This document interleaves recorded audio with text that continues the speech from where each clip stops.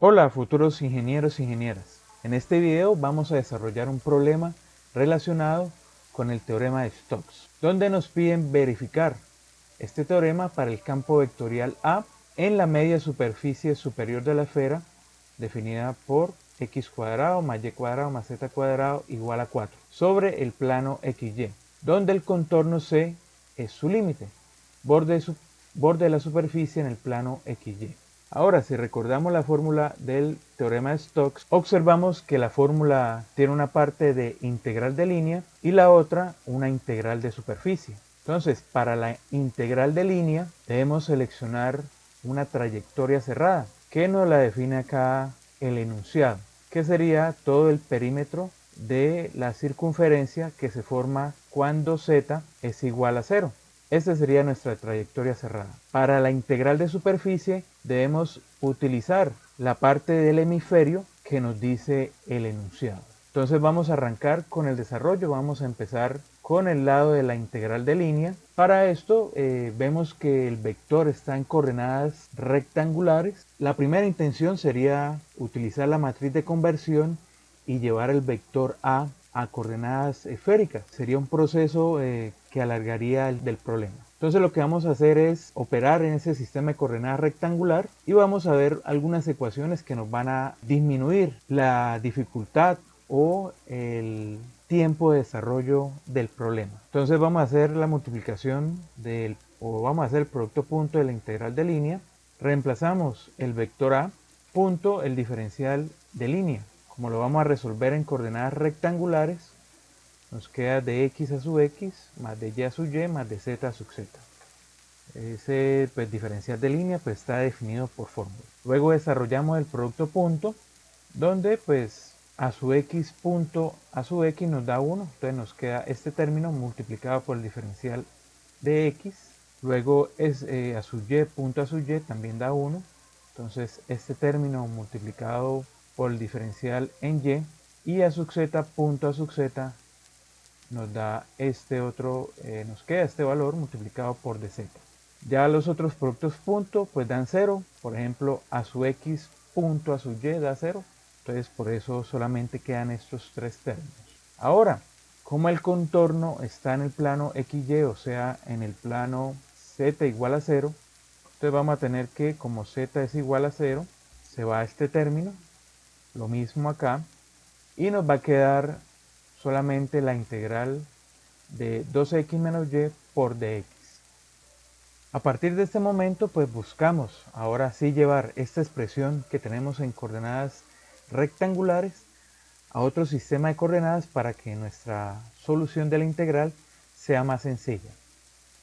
Entonces, como estamos integrando el contorno, lo que nosotros tenemos sería una circunferencia, donde acá estaría el eje X, acá el eje Y el eje Z estaría saliendo de la pantalla. El sentido de la circulación, en sentido antihorario, en este sentido.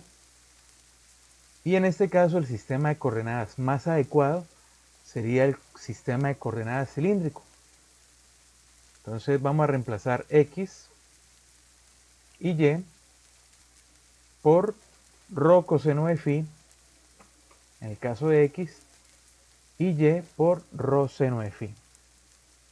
Bueno, ahora también hay que transformar el diferencial con respecto a X.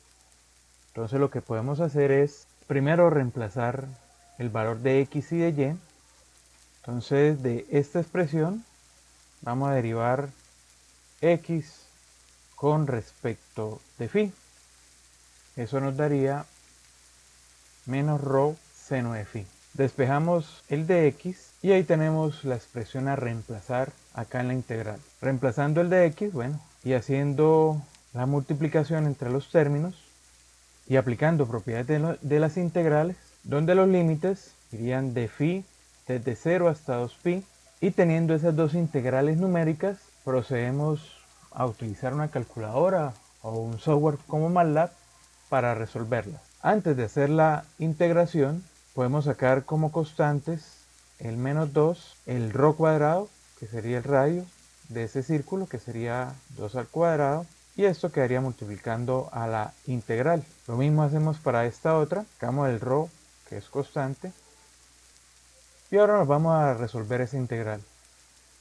Como son integrales trigonométricas y los límites están en radianes, entonces nos aseguramos que la unidad angular de la calculadora esté en modo radiano. Ingresamos la primera integral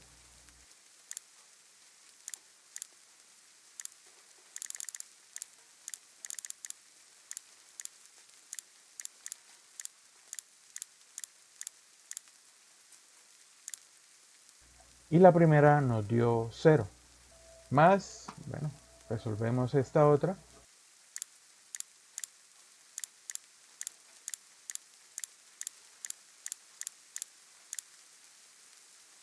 Y nos da pi. Y tenemos que la circulación a través de la integral de línea es igual a 4pi. Ahora vamos a demostrar por el lado de la integral de superficie del rotacional del vector A. Entonces vamos a llevar nuestro vector A aquí al área de trabajo. Sabemos que para hallar el lado derecho de la igualdad del teorema de Stokes, primero tenemos que resolver el rotacional y luego sí la integral. Nuestro vector, como ya lo habíamos dicho al principio, está en coordenadas rectangulares, pero nuestra superficie está en un sistema de coordenadas esférico. La primera acción que tendríamos a hacer para resolver el problema sería transformar el vector A de estas coordenadas rectangulares a coordenadas esféricas. Pero observemos un momento la matriz de transformación entre esos dos sistemas, el cual estaría dado por esta matriz. Acá serían las componentes a sub x, a sub y y a sub z. Al hacer la multiplicación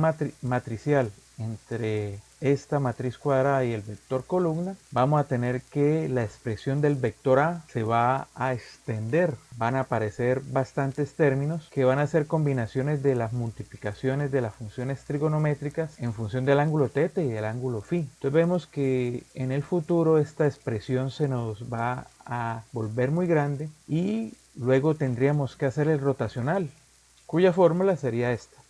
Entonces imaginen un término bastante extenso que luego lo tengamos que derivar con esta fórmula. Entonces lo que se propone es hacer el rotacional en el sistema de coordenadas rectangular, cuya expresión es un poco más sencilla, y luego el resultado que tengamos, como es un vector, sí lo podemos de pronto utilizar esta matriz para llevarlo a coordenadas esféricas. Entonces vamos a reemplazar las componentes a sub z, a sub y de la fórmula con las componentes del vector A. Y haciendo el reemplazo de las componentes en las diferentes derivadas parciales, llegamos a esta expresión. Al resolver las derivadas, acá nos va a quedar menos 4z por y. Al derivar con respecto a z, nos queda menos 4yz o zy. Este menos por menos da más.